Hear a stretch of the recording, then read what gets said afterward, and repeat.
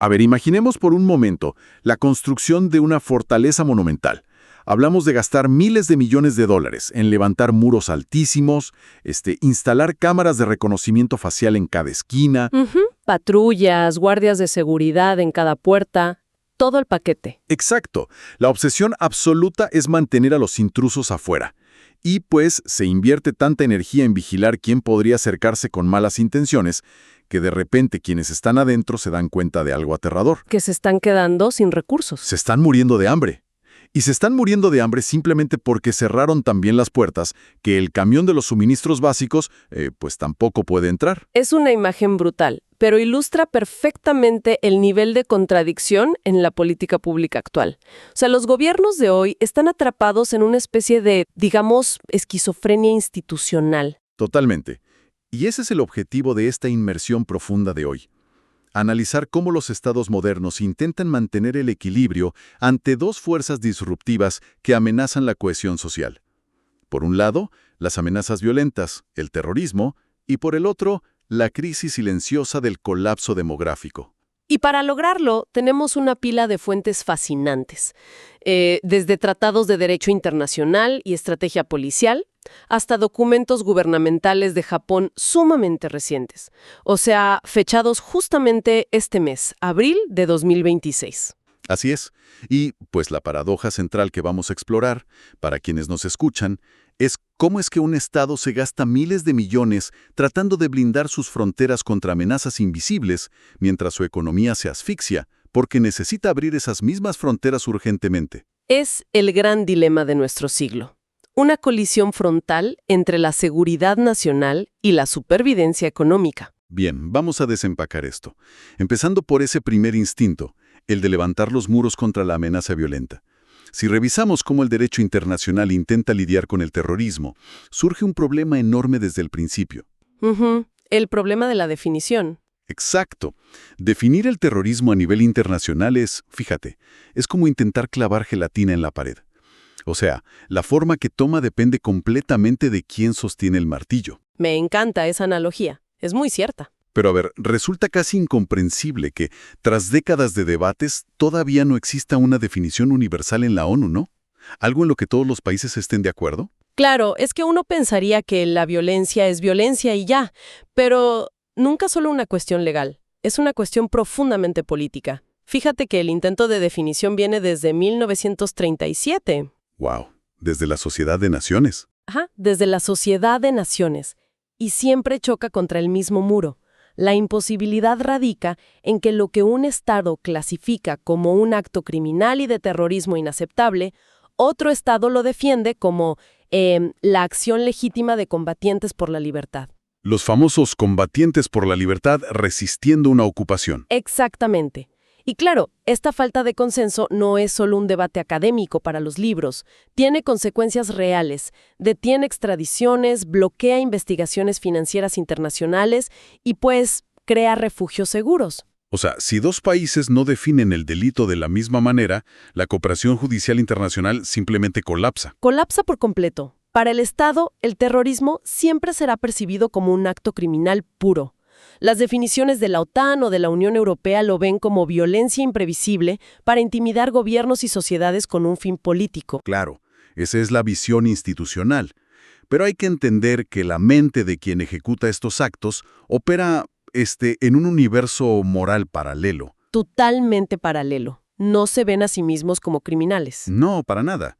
Quienes cometen estos actos se ven como mártires, como héroes o soldados en una guerra asimétrica, librando lo que ellos consideran una causa justa. Y eso plantea una pregunta importante, porque para poder ejecutar esa violencia contra civiles sin colapsar psicológicamente, los perpetradores recurren a una deshumanización total. Los reducen a objetos. Sí, las personas dejan de ser individuos y se convierten en símbolos del enemigo o en daños colaterales justificados por la religión o la política.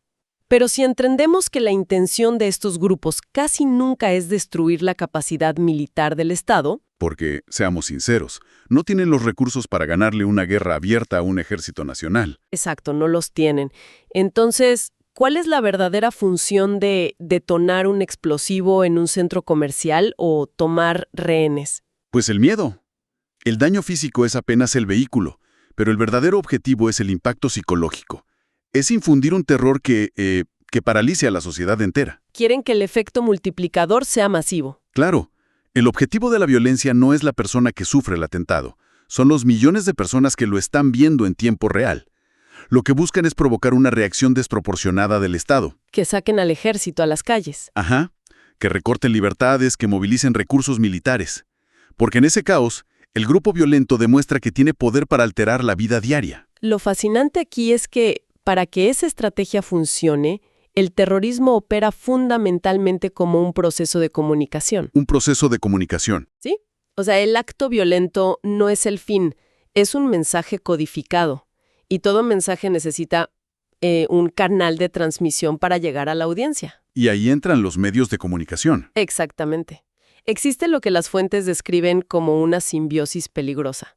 Los terroristas necesitan publicidad para infundir miedo, y los medios necesitan, francamente, el sensacionalismo para ganar audiencia. Es una dinámica perversa. Si revisamos las fuentes, hay ejemplos históricos que cambiaron el mundo. Pensemos en los Juegos Olímpicos de Múnich en el 72. Un caso clásico. El grupo Septiembre Negro fracasó en su objetivo de liberar prisioneros, pero al tomar rehenes en un evento cubierto por miles de periodistas, globalizaron el conflicto palestino. En cuestión de horas. Sí. O el caso de la crisis de rehenes en Teherán, en 1979. Las fuentes indican que la cobertura aumentó la audiencia televisiva en Estados Unidos en un 18%. Involuntariamente, los medios se vuelven herramientas de propaganda. Y frente a esto hay un dilema ético gigantesco. Porque en una democracia, el Estado no puede simplemente censurar a la prensa. Sería destruir el derecho a la información. Exacto. Entonces, las fuentes proponen soluciones como el apagón informativo selectivo. Un caso muy citado es el de Alemania en 1977. El secuestro de Hans Martin Schleyer, ¿no? Ese mero. Prensa y gobierno cooperaron voluntariamente para no publicar información y así asfixiar comunicacionalmente a la fracción del Ejército Rojo. Y funcionó para negarles la plataforma. A ver, un momento, porque soy un poco escéptico con esto. Para quienes nos escuchan hoy en día, proponer un apagón informativo suena a ciencia ficción. Bueno, era otra época. Claro, entiendo que funcionara en los 70s cuando había 3 canales de televisión, pero hoy, si ocurre un secuestro, ¿cómo le pides a una cadena moderna que lo ignore cuando su competencia lo va a transmitir en vivo y hay 1000 personas grabando con sus celulares? Es una observación muy válida. Hoy la autorregulación es casi imposible con las redes sociales. Y como el Estado ya no puede controlar el flujo de información para reducir el terror, la presión cae enteramente en la policía. En prevenir el acto antes de que ocurra. Así es. Y esto nos lleva a un cambio en cómo responde el Estado. Las fuentes hablan de la transición hacia la alta policía, o el high policing. Sí, lo que contrasta con la baja policía. A ver, normalmente la baja policía es el oficial de la esquina. Prevención del crimen ordinario, patrullas visibles, servicio a la comunidad. Tratar al ciudadano como un cliente. Exacto. Pero la alta policía es otra cosa. Hablamos de inteligencia encubierta, infiltración, vigilancia masiva. Y la paradoja es que involucrar a la policía local en esta alta policía contraterrorista tiene una lógica operativa muy fuerte. Ellos conocen la zona. Claro, como el caso de Timothy McVeigh en Oklahoma. Precisamente.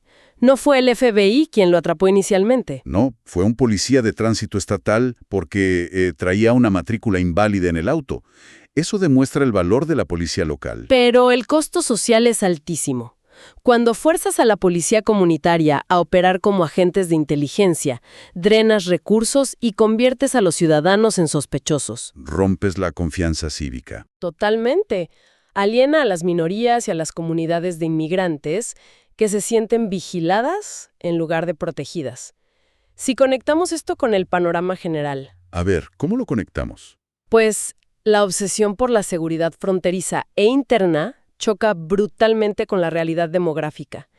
¿Qué pasa cuando la amenaza a la cohesión social ya no es quien entra a hacer daño, sino el hecho de que ya no entra nadie? Aquí es donde se pone realmente interesante, porque mientras el Estado gasta fortunas en vigilar, las naciones se están quedando sin gente, y los documentos gubernamentales de Japón de este mes, abril de 2026, nos dan una imagen clarísima de esta crisis. Es un caso de estudio perfecto.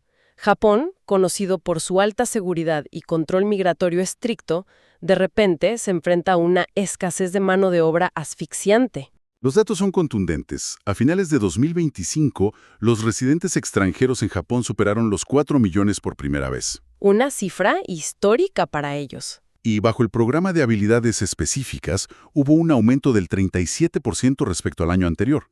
Pero el 13 de abril de 2026, el gobierno hace algo drástico. Suspenden la autorización de estadía para extranjeros en ese programa, específicamente en el sector de restaurantes. Ajá, porque se preveía alcanzar el tope máximo de 50,000 personas.